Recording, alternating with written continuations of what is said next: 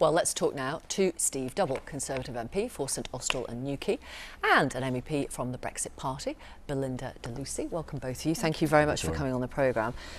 When a general election comes, your party, the Brexit Party, wants a pact with the Conservatives. What does that mean in practical terms? It means we will not stand our PPCs against Conservative MPs that support a clean Brexit. So we are very clear we're going to put our country before the party and stand down. Even if they're the best PPCs in the world, we will stand them down so as to ensure that a clean Brexit supporting MP gets a seat in Parliament and we can get this done and over the line. So Boris Johnson would have to say, officially, our government policy is a no-deal Brexit, for you to do that? I think at first, absolutely. I think the chances of a good deal, not just any deal, a good deal now are so slim. The only way we will Brexit on the 31st is if we come away on a clean break. OK.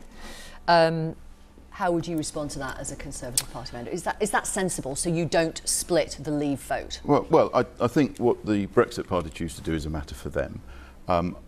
It's very clear that the choice the country will have when the election comes is either Boris Johnson or Jeremy Corbyn will be Prime Minister. Not necessarily. Not necessarily. Well, I think that will be a colleague of yours, Margot James, was telling us a few moments ago. That will be the clear choice, and Boris Johnson is absolutely the only person likely to be Prime Minister who is committed to getting us out of the EU in as clean a way as possible and as soon as possible. 31st. Well, that is still what we're hoping to achieve, and that will be the choice facing the country.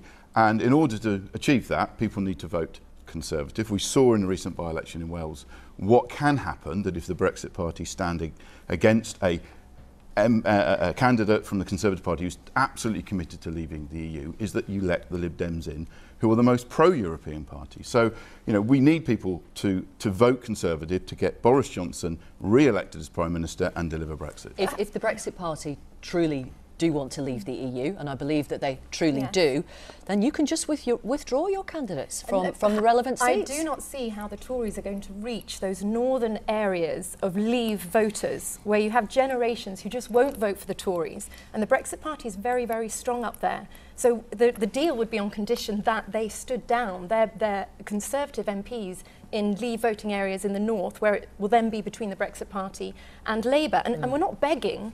We've made ourselves very clear. We're just waiting for a phone call, and if Boris wants a thumping majority and to get Brexit done, I would advise him to come to us, and we will make a pact. And if you got that phone call, would you trust him? Because earlier this year, Nigel Farage says, how can I trust what Boris Johnson says? Well, that's the word of 2019. Trust has been obliterated on all sides. But why would you trust Boris Johnson if he said, yeah, OK, let's do a deal?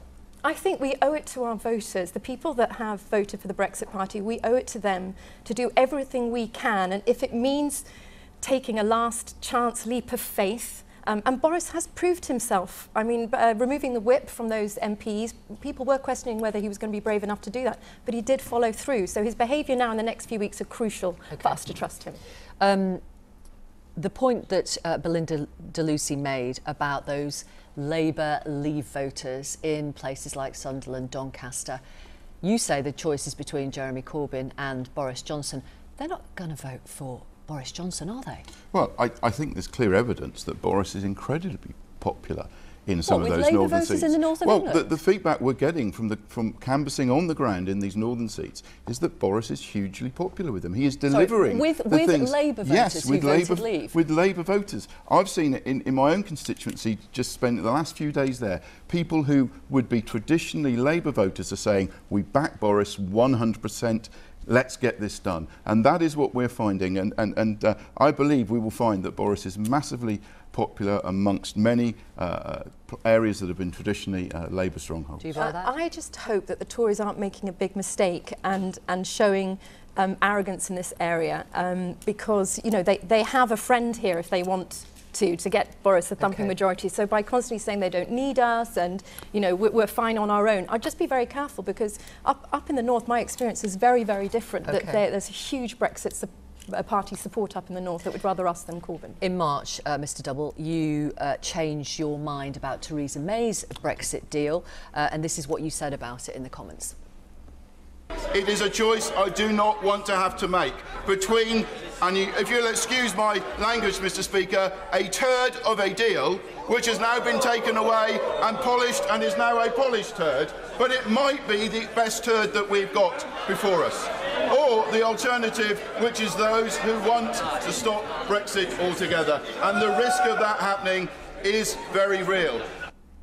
And if you'll excuse my language, if Boris Johnson comes back with a polished turd, would you vote for it?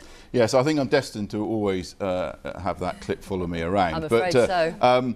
At that point, I made the assessment that the risk of the backstop in the withdrawal agreement was less than the risks of Parliament overturning the result of the referendum. And I think I have to say the events of the last 6 months prove that my assessment was probably correct. Okay. Clearly, we want the Prime Minister to get a deal that delivers a proper Brexit. That's what we all are backing him to do.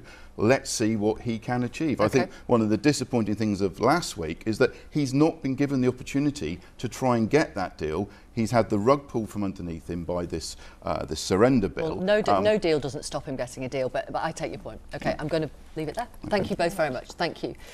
Ladies and gentlemen, we're calling time on Britain's membership of the European Union.